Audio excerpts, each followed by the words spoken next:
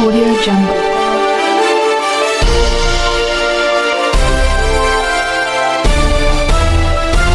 Audio Jungle. नमस्कार, आप देख रहे हैं एसपी न्यूज। नगर निगम सभागार सोमवार को उस वक्त जनभागीदारी और विकास का केंद्र बन गया जब उत्तराखंड सरकार के महत्वाकांक्षी अभियान जन जन की सरकार जन जन के द्वार के अंतर्गत आयोजित विशाल जनसंवाद कार्यक्रम में कैबिनेट मंत्री और जनपद प्रभारी प्रदीप बत्रा ने काशीपुर को 44.36 करोड़ की विकास परियोजनाओं की ऐतिहासिक सौगात दी।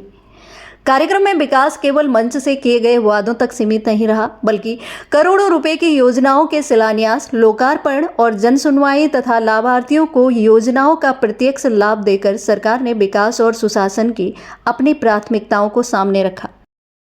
कार्यक्रम के दौरान कैबिनेट मंत्री प्रदीप बत्रा ने 31.35 करोड़ की विभिन्न विकास योजनाओं का शिलान्यास तथा 13.1 करोड़ की विकास योजनाओं का लोकार्पण किया। इन परियोजनाओं में शहरी आधारभूत ढांचे को मजबूत करने, नागरिक सुविधाओं का विस्तार, सड़क, जल निकासी, सार्वजनिक निर्माण तथा अन्य विकास कार्य शामिल हैं। इन परियोजनाओं के लागू होने से काशीपुर के विकास को नई रफ्तार मिलने की उम्मीद जताई जा रही है। अपने संबोधन में मंत्री प्रदीप बत्रा ने स्पष्ट कहा कि सरकार का उद्देश्य केवल घोषणाएं करना नहीं, बल्कि योजनाओं का लाभ अंतिम व्यक्ति तक समयबद्ध ढंग से पहुंचाना है। उन्होंने अधिकारियों को निर्देश दिए कि प्रत्येक विकास कार्य गुणवत्ता और पारदर्शिता के साथ पूरा किया जाए तथा किसी भी प्रकार की लापरवाही या देरी को बर्दाश्त नहीं किया जाएगा। उन्होंने कहा कि जनता का विश्वास ही सरकार की सबसे बड़ी पूंजी है और उसी विश्वास को मजबूत करना सरकार की सर्वोच्च जिम्मेदारी है। कार्यक्रम का सबसे भावनात्मक दृश्य उस समय देखने को मिला जब प्रधानमंत्री आवास योजना के लाभार्थियों को उनके नए आशियानों की चाबियां सौंपी गई। वर्षों से अपने घर का सपना संजोए परिवारों के चेहरों पर खुशी साफ दिखाई दी। लाभार्थियों ने अपने जीवन का यादगार क्षण बिताते हुए केंद्र और राज्य सरकार के प्रति आभार व्यक्त किया। इसके बाद आयोजित जन सुनवाई में बड़ी संख्या में पहुंचे नागरिकों ने सड़क, जलभराव, पेयजल, सफाई, राजस्व, विद्युत और अन्य स्थानीय समस्याओं को सीधे मंत्री के समक्ष रखा। मंत्री प्रदीप बत्रा ने एक एक शिकायत को गंभीरता से सुना और संबंधित विभागों के अधिकारियों को तत्काल कार्रवाई के निर्देश दिए। उन्होंने दो टूक कहा कि जनता के शिकायतों के समाधान में किसी भी प्रकार की ढिलाई स्वीकार नहीं होगी और हर विभाग जवाबदेही के साथ कार्य करेगा। कार्यक्रम में नगर निगम प्रशासन ने जनहित के प्रति अपनी प्रतिबद्धता दोहराते हुए भरोसा दिलाया कि सभी स्वीकृत परियोजनाओं को निर्धारित समय सीमा के भीतर पूरा किया जाएगा ताकि नागरिकों को आधुनिक, सुरक्षित और बेहतरीन शहरी सुविधाएं मिल सके। पूरे आयोजन के दौरान विकास, जन सरोकार और प्रशासनिक जवाबदेही का समन्वय स्पष्ट रूप से दिखाई दिया। जन जन की सरकार जन जन के द्वार कार्यक्रम ने यह संदेश देने का प्रयास किया कि विकास योजनाओं की घोषणाओं के साथ साथ जनता की समस्याओं को सुनना और उनके समाधान के लिए प्रशासन को जवाबदेह बनना भी सुशासन का महत्वपूर्ण हिस्सा है। करोड़ों रुपए की विकास परियोजनाओं, लाभार्थियों को योजनाओं का सीधा लाभ, जन सुनवाई के इस आयोजन ने काशीपुर के विकास एजेंडे को नई चर्चा का केंद्र बना दिया। जन जन की सरकार जन जन के द्वार कार्यक्रम के तहत आज काशीपुर नगर निगम में आना हुआ। हमारे साथ हमारे दीपक बाली जी मौजूद है, हमारे साथ हमारे लोकप्रिय विधायक सीमा जी मौजूद हैं। यहाँ पर उपस्थित सभी पदाधिकारीगण, सभी यहाँ काशीपुर के सम्मानित नागरिकगण उपस्थित हैं, महानुभाव उपस्थित हैं। सभी का एक बार पुनः धन्यवाद करता हूँ जो कार्यक्रम यहाँ पर इन्होंने आयोजित किया और मैं समझता हूँ कि जन जन की सरकार द्वारा हर व्यक्ति को लाभ मिल रहा है और जो हमारा लक्ष्य है भारतीय जनता पार्टी का कि सरकारी योजनाओं का लाभ जो है हर व्यक्ति तक पहुँचे, तो उस और हम लोग आगे बढ़ रहे हैं। माननीय मुख्यमंत्री पुष्कर धामी जी के नेतृत्व में लगातार पूरे प्रदेश में विकास कार्य चल रहे हैं, लोकार्पण हो रहे हैं और सभी कार्य धरातल पर लोगों को दिखाई दे रहे हैं।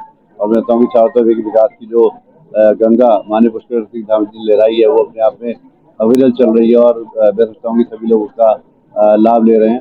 और आज यहाँ काशीपुर पे 44 करोड़ के आसपास कामों का शिलान्यास लोकार्पण हुआ। मैं समझता हूँ कि काशीपुर की जनता को बहुत लाभ मिलेगा। तो काशीपुर हमारा एक महत्वपूर्ण शहर है जिसको आगे काफी आगे लेकर जाना है और हमारे बाली जी लगातार हमारे विधायक जी योजनाएं लेकर आ रहे हैं स्टेट से और यहाँ पर उसका क्रियान्वयन हो रहा है।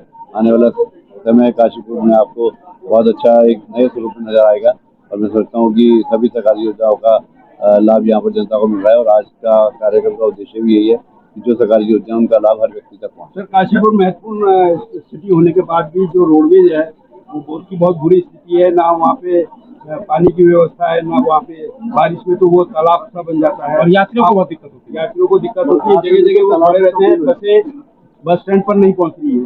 बस स्टैंड पुराना हो चुका है काशीपुर का और कहने के फ्लाईओवर बनने से वहाँ पर दिक्कतें भी आ रही हैं। तो इसके लिए हम लोगों ने जगह चिन्हित करी है दूसरी। मैं चाहूँगी जल्दी एक नया ISBT यहाँ पर बनकर शुरू होगा। हो गया हाँ, लैंड ट्रांसफर हो गया और बहुत जल्दी इसका टेंडर करके हम लोग को कार्य को शुरू कराएंगे। और मैं कहूँ कि जगह जगह छोटे बस स्टॉप बनाने का भी प्रावधान है और चार्जिंग स्टेशन का भी लोकार्पण यहाँ पर हमारे मेयर साहब ने कराया।